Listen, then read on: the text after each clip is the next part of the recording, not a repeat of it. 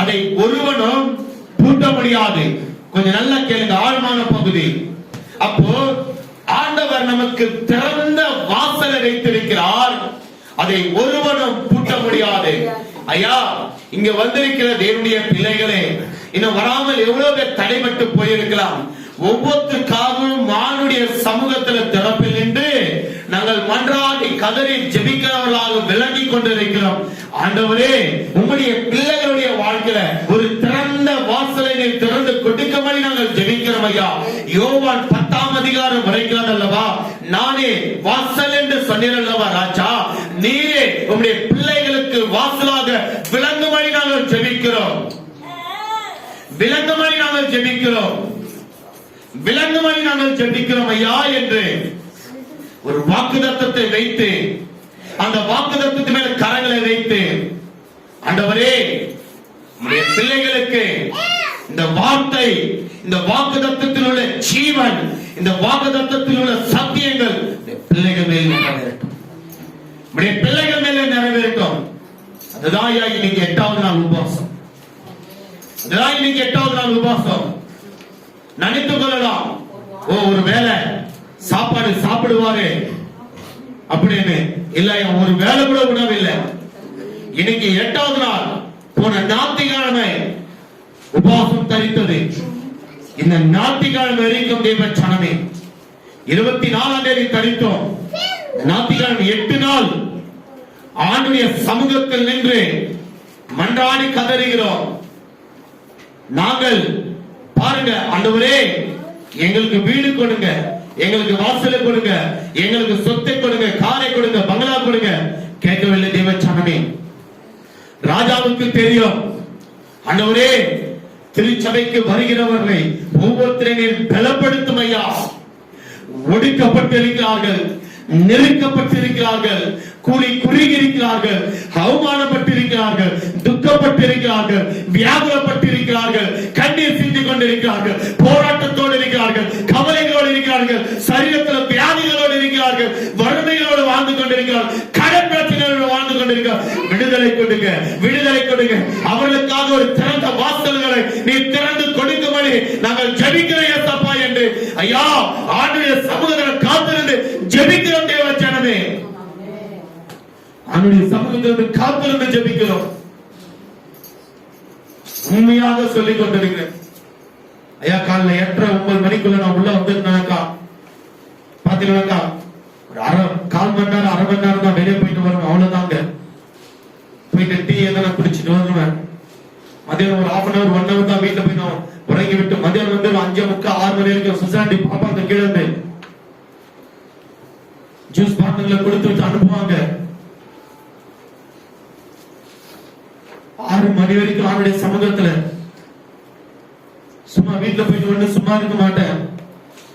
கேளுங்க, மனைவி கேட்டு பாருங்க, எவ்வளவு நேரம் அவனுடைய சமூகத்துல காத்திருக்கிறேன்னு சொல்லி. நைட்டு 1:30-2 மணி வரைக்கும் நான் அவனுடைய சமூகத்துல காத்திருக்கிறேன் தெரியுமா? வேதத்தை தியானித்து தியானித்து தியானித்து தியானித்து 1.5 மணி நேரம் வேதத்தை தியானிக்கிறேன். 1.5 மணி நேரம் அந்நிய பாஷைகள் பேசிக் கொண்டிருக்கேன். 2 மணி நேரம் அந்நிய பாஷைகள் பேசுகிறேன். ஏன் ஆண்டவரே, பிரச்சனைகள் விலக வேண்டும், போராட்டங்கள் விலக வேண்டும், பற்றாக்குறைகள் விலக வேண்டும் ஆண்டவரே. இந்த தேவ சனமே ஒரு சமாதானத்தோடு வர வேண்டும்.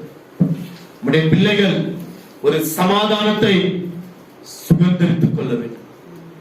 ஒரு சமாதானத்தை சரீரத்திலும் சரி, குடும்பத்துக்குள்ளவும் சரி, அவர்கள் சமாதானத்தை சுதந்திரித்துக் கொள்ள வேண்டும் தேவனுடைய பிள்ளைகளை.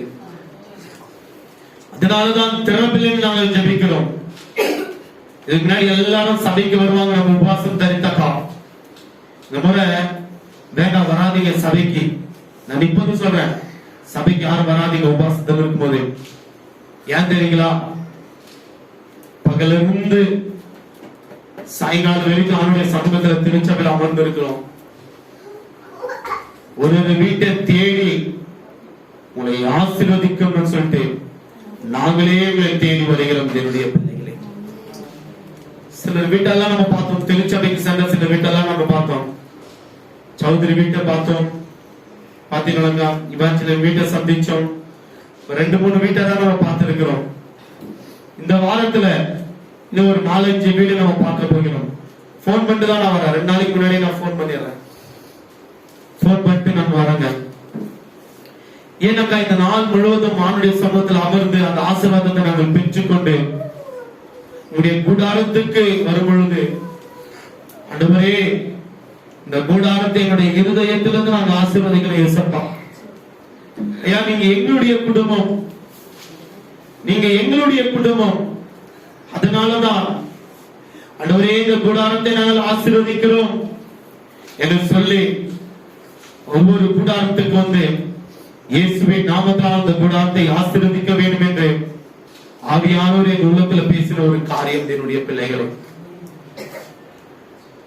ஒரு ஊழியக்காரன் வார்த்தை உடைக்கிற மத்திய புத்தகம், ஒரு ஊழியக்காரன் ஒரு வீட்டுக்கு கடந்து அந்த வீட்டை பார்த்து இயேசுவின் நாமத்தால் நாங்கள் ஆசீர்வாதிக்கிறோம் என்று சொன்னால், அந்த ஆசீர்வாதம் அந்த கூடாரத்து மேலும் அந்த கூடாரத்துக்குள்ளவர்ல ஒவ்வொருத்தர் மேலும் ஆண்டவர் ஆசீர்வதிக்கிற மழையாக உங்களை ஆசீர்வதிக்க அவர் வல்லவராக இருக்கிறார். என்னுடைய பிள்ளைகள், இல்ல அந்த கூடாரமுடைய வார்த்தை ஏற்றுக்கொள்ள அந்த கூடாரத்தை விட்டு வெளியே வந்துவிட்டு கால்கள்ல இருக்கிற தூசிகளை உதறிவிட்டு நியாயத்தீர்ப்பு காலத்தில் ஆண்டவர்களை நியாயத்தீர்ப்பார் என்று சொன்னாலும் அது அப்படியே நடக்கும். இது எல்லாரும் அல்ல, ஆண்டுடைய ஊழியக்காரர்கள், உண்மையோடு செய்கிற ஊழியக்காரர்கள். அதனால்தான் நாங்கள் பகலெல்லாம் இங்க இருந்துட்டு சாயங்காலம் அவருடைய கூடாரத்துக்கு வந்து உங்களையும் உங்கள் குடும்பத்தில் உள்ளவர்களையும் உடைய எண்ணெய்களும் உடைய அரிசி பாத்திரத்தையும் ஆசீர்வதிக்கணும்னு சொல்லிட்டு எங்களுக்குள்ள ஒரு வாஞ்சை ஐயா, எங்களுக்குள்ள ஒரு வாஞ்சை. அதனாலதான் ஆண்டவர் ஒவ்வொரு கூடாரத்துக்கு போய் ஆசீர்வதி என்று சொல்லி இருக்கிறார். அல்லேலூயா. இதுதான் ரகசியம், இதுதான் ரகசியம். பாருங்க, இந்த 12ஆம் அதிகாரத்தில் உரைக்கப்பட்டிருக்கிறது. நீங்க வீட்டுக்கு போய் தியானித்து பாருங்க. பேதுரு தேவனுடைய வார்த்தையை பிரசங்கித்துக் கொண்டிருக்கும் பொழுது அப்போஸ்தலர் 12ஆம் அதிகாரத்தில் என்ன செய்கிறார்கள் என்றால், பேதுருவை பிடிக்கிறார்கள், சிறை பிடிக்கிறார்கள். பேதுருவை சிறை பிடித்த உடனே அவனை சிறைச்சாலைக்கு கொண்டு போய் அவனை அடைத்து வைக்கிறார்கள். பேதுரு சிறைச்சாலையில் அவனை அடைத்து வைத்த உடனே அவனுக்கு போர் காவல் வீரர்கள் அவனை காவல் காத்துக் கொண்டிருக்கும் பொழுது அவனுக்கு இரவில் தேவனுடைய தூதன் இறங்கி வருகிறார். இறங்கி வந்தவுடனே அவனை தட்டி எழுப்பி, பேதுருவே எழுந்து நங்கியை தரித்துக் கொண்டு பாதரட்சைகளை போட்டுக்கொண்டு நட நட நட என்கிறார். சொன்ன உடனே நடந்து போகிறார். பேதுருவானவர் நடந்து போனவர்களே சிறைச்சாலை விழுகிறது. நடந்து போகிறார், சிறைச்சாலை விழுகிறது. இரும்பு கதவண்டையில் வந்து நிற்கிறார், அதுவும் விழுந்து நொறுங்குகிறது. தேவனுடைய பிள்ளைகளே, எல்லாம் நல்லா புரிந்து கொள்ளுங்க தேவ ஜனமே. இரும்பு வாசல்கள், இரும்பு வாசல்கள் முறிந்து போகிறது. இரும்பு கதவுகள், தாழ்பால்கள் முறிக்கப்படுகிறது. அல்லேலூயா. இரும்பு தாழ்பால்கள் முறிக்கப்படுகிறது. தேவனுடைய பிள்ளைகளே, நீங்கள் சிறைப்பட்டிருக்கலாம், நீங்கள் சிறையாக்கப்பட்டிருக்கலாம். சில வியாதிகள், glory, உடைய குடும்பத்தை சிறையாக்கி இருக்கலாம். glory. சில வறுமைகள் உடைய குடும்பத்தை சிறையாக்கி இருக்கலாம். சில போராட்டங்கள் உடைய குடும்பத்தை சிறையாக்கி இருக்கலாம். சில பிரச்சனைகள், glory, உங்களை சிறையாக்கி இருக்கலாம். ஆண்டவருக்கு மகிமை உண்டாவதாக. சில உபத்திரங்கள் உங்களை சிறையாக்கி இருக்கலாம். சில துன்பங்கள் உங்களை சிறையாக்கி இருக்கலாம். ஐயோ, நம்ம சமாளிக்கிறது ஐயோ எப்படி போகிறது என்று தெரியவில்லை. பொத்தல் பணியில போடுகிறதை போல ஐயோ வீணாகி போய்விடுகிறது. வீணாக செலவுகள் என் குடும்பத்துக்கு என்று நீ செலவை நினைத்து நீ சிறையாக்கி இருக்கலாம். ஐயோ, நான் வாடகை வீட்டில் இருக்கிறேன் என்று நீ சிறையாக்கி இருக்கலாம். ஐயோ, கட்டப்படாமல் முடியாமல் நீங்கள் பட்டு வேதனையோடு சிறையாக்கப்பட்டிருக்கலாம். தேவ ஜனமே, கடன் வாங்கி அந்த கடனை கட்ட முடியாமல் நீங்கள் சிறைப்பட்டு இருக்கலாம். வட்டி மேல வட்டி கட்டி போராட்டத்துக்குள்ள சிக்கி தவித்துக் கொண்டு நீங்கள் சிறையாக்கி இருக்கலாம். குடும்பத்தில் சூழ்நிலைகள், குடும்பத்தில் உங்களுக்கு விரோதமாக எழுப்பி உங்களை சிறையாக்கி இருக்கலாம். போராட்டங்கள், துன்பத்தில் கண்டிருக்கிற நீங்கள் முழுகி தவித்துக் கொண்டு இருக்கலாம். தேவ ஜனமே, சிறையாக்கி இருக்கலாம். தேவ பிள்ளையே, ஆண்டவருடைய வார்த்தையை உற்றுக்கே, ஆண்டவருடைய வார்த்தையை உற்றுக்கே. தேவ ஜனமே, உன் செவியை நீ கவனித்து கேட்டுப்பா. இயேசுவானவர் சிறைப்பட்டவர்களை விடுதலையாக்கதான் இறங்கி வந்தார் ஐயா. இன்றைக்கு வந்திருக்கிற தேவனுடைய பிள்ளைகளே, உங்களை சிறைப்பட்டவர்களை விடுதலையாக்கதான் என் இயேசுவானவர் இறங்கி கொண்டிருக்கிறார். தேவனுக்கு மகிமை உண்டாகட்டும், தேவனுடைய நாமத்துக்கு மகிமை உண்டாவதாக. சிறைப்பட்டவர்களை விடுதலையாக்கதான் அவர் சிறையாக மாறினார். நம்மை விடுதலையாக்கதான் அவர் முன்முடியை ஏற்றுக்கொண்டார். தேவனுடைய பிள்ளைகளே, தேவனுக்கு மகிமை உண்டாவதாக. அல்லேலூயா. சிறைப்பட்டவர்களை விடுதலையாக்கதான் இயேசுவானவர் இறங்கி வந்தார். நீ எப்படிப்பட்ட சிறையில் சிக்கி தவித்துக் கொண்டிருக்கிறான்? உன் குடும்பத்தில் நீ நேசிக்கிறவர்கள் அவர்கள் சிறைக்குள்ள தவித்துக் கொண்டிருக்கலாம். இல்ல உன் குடும்பத்துல உன் சொந்த பந்தம் சிறைப்பட்டு இருக்கலாம். ஒரு ராத்திரி வந்தது, பேதுருவை சிறைச்சாலையில் வைத்தார்கள். நல்லா புரிந்து கொள்ளுங்க. ஒரு ராத்திரி வந்தது, பேதுருவை சிறைச்சாலையில் வைத்தார்கள். எல்லாம் பைபிள் க்ளோஸ் பண்ணி நானே பைபிள் க்ளோஸ் பண்ணி. ஒரு ராத்திரி வந்தது, பேதுருவை விடுதலையாக்க. பேதுருவை சிறைச்சாலையில் வைத்திருக்கப்பட்டிருந்தார்கள். அப்பொழுது தேவனுடைய தூதன் அந்த ராத்திரியிலே இறங்கி வந்து பேதுருடைய தட்டி எழுப்பினார். பேதுருவே, பேதுருவே என்று தட்டி எழுப்பினவுடனே அவன் சங்கிலிகள் அவன் கைகளிலிருந்து விழுந்தது. எப்படியா?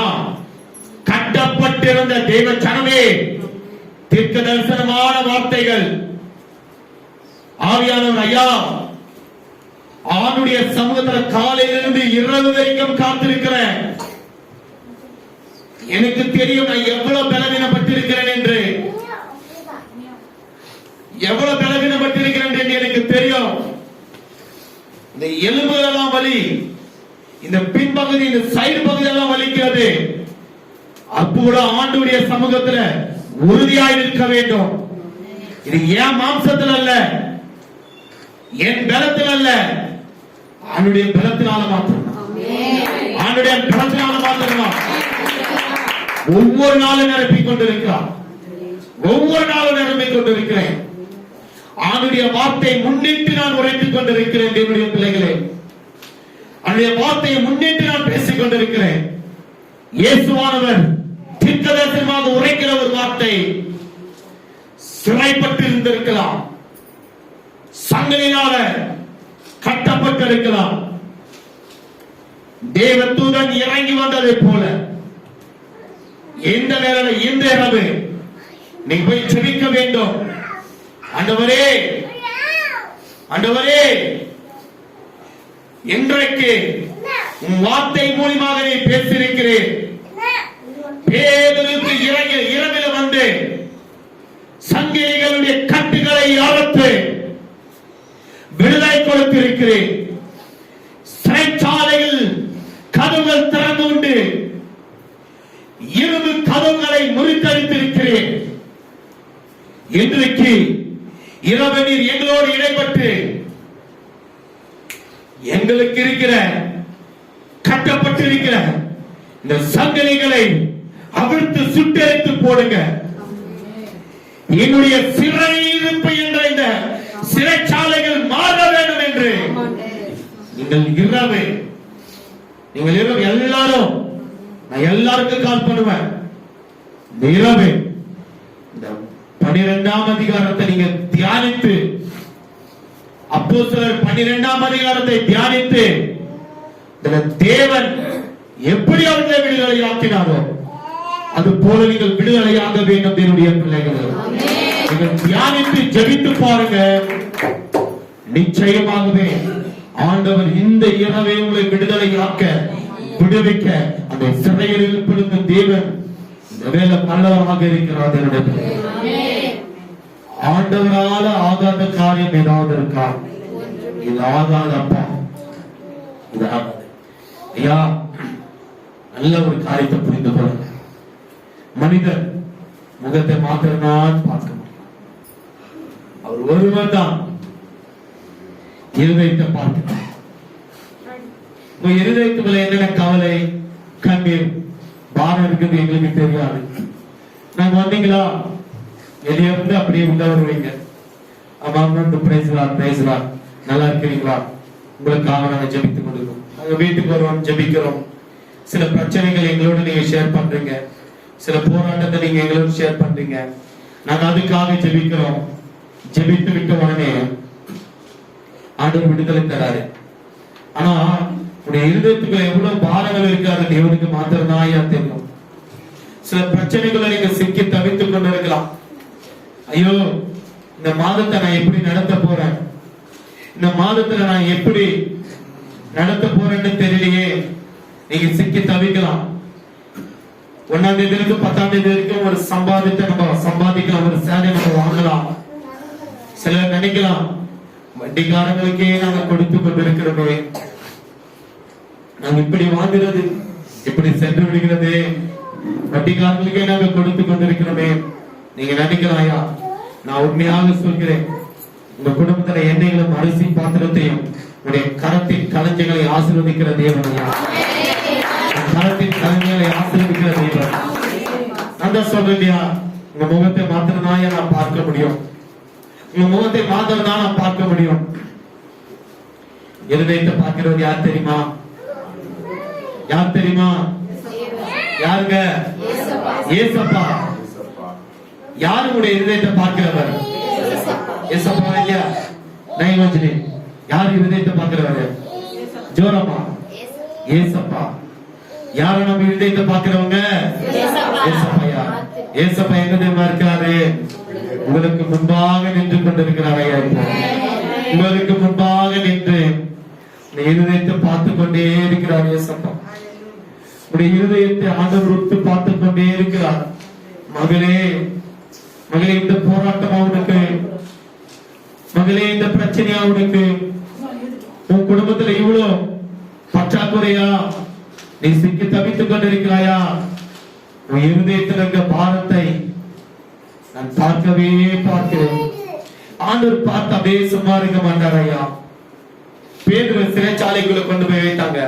ஏன் தெரியுமா பேதுரு போனார் சிறைச்சாலைக்குள்ள? ஏசப்பாவுடைய வார்த்தை சொன்னதுனால அவனை கொண்டு போய் சிறைச்சாலைக்குள் அடைத்து வைத்தாங்க. அடைத்து வைத்த உடனே தைரியமா இருக்கிறார் பேதுரு, தைரியமா இருக்கிறாரு.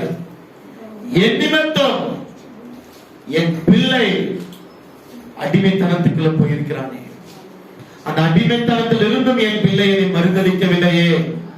ஐயா, எவ்வளவு போராட்டங்கள் உங்களுக்கு, எவ்வளவு பிரச்சனைகள் உங்களுக்கு, அதெல்லாம் விட்டு விட்டு திருச்சமூகத்தில் வந்திருக்கிறீங்க, ஆளுடைய திருச்சமூகத்தை நாடி இருக்கிறீங்க. அப்பா விடுதலை ஆக்காமல் போய் விடுவாரோ? அப்பா விடுதலை ஆக்காமல் போய் விடுவாரோ? எண்ணி பாருங்க ஐயா, எண்ணி பாருங்க ஐயா. அந்த ரகசியம் என்ன தெரியுங்களா? பேதுருவை விடுதலையாக்கிய ரகசியம் 12ஆம் வசனம் படிக்கிற பாருங்க.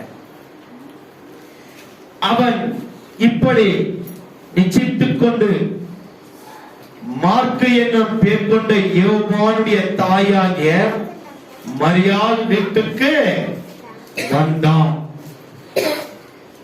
அங்கே அநேகர் கூடி, இதுதான் ரகசியம், அநேகர் கூடி என்ன செய்தாங்க? ஆண்டே ஜெபம் பண்ணி கொண்டிருந்தார்கள். அதனுடைய பிள்ளைகளே, ஐயா, ஒருவர் சிறைப்பட்டு இருக்கிறார், பின்னாலே ஜெபிக்கிறார்.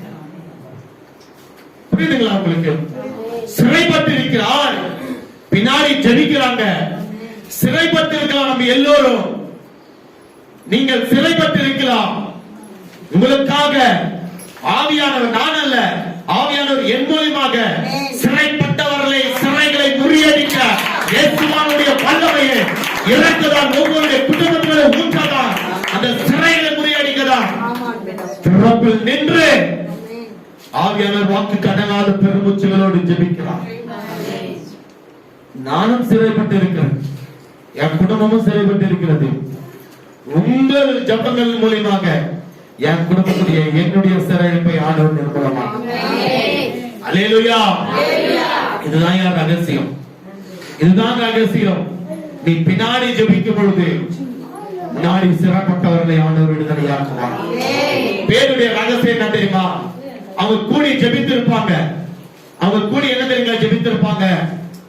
ஆண்டவரே பேதுருவை விடுதலையாக்குங்க, ஆண்டவரே அந்த சிறைச்சாலைக்கு பேதுருவை விடுவிக்க, ஆண்டவரே பேதுருக்கு ஒரு விடுதலை, நிரந்தரமான ஒரு விடுதலை கொடுத்து அவரை எங்களிடத்தில் கொண்டு வாங்கன்னு சொன்ன உடனே, ஐயா கேட்ட ஜபத்தின் நிமித்தம் தேவன் அவர்களை விடுதலை ஆக்கினார்.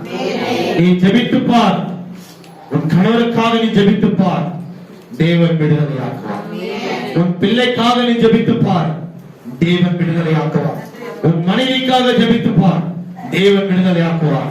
உன் பேர பேட்டிகளுக்காக ஜெபித்து பார், தேவன் விடுதலை ஆக்குவார். உன் மருமகனுக்காக ஜெபித்து பாருங்கள், தேவன் விடுதலை ஆக்குவார். உன் கூட பிறந்த சகோதர சகோதரிக்காக ஜெபித்து பாருங்கள், தேவன் விடுதலை ஆக்குவார். யார் யார் அடிமைத்தன நுகத்துக்குள்ள சிக்கி தவித்துக் கொண்டிருக்கிறார்களோ, ஒரு சிறிந்த வளர்ந்துக்குள்ள சிக்கி தவிக்கிறார்களோ, நீங்கள் ஜெபித்து பாருங்கள், நிச்சயமாகவே தேவன் விடுவிக்க அவர் வல்லவராக இருக்கிறார். ஐயா கரங்களை தட்டி அப்போடைய நாமத்துக்கு. இதுதான் என் ரகசியம், இதுதான் ரகசியம். அதனால்தான் திறப்பில் நீண்டு உபவாசம் தரித்தோம். அதனால்தான் நானுடைய சமூகத்தில் காத்திருந்து இரவும் பகலும் ஜெபிக்கிறோம். விடுதலை கொடுங்க, விடுதலை கொடுங்க, விடுதலை கொடுங்க, விடுதலை கொடுங்க என்று சொல்லி. பாருங்க, அருமையான ஒரு சகோதரி இன்னைக்கு வரவில்லை. அவர்கள் சகோதரி ரஞ்சினி அவர்கள் இன்னைக்கு வரவில்லை. ரஞ்சினி சகோதரி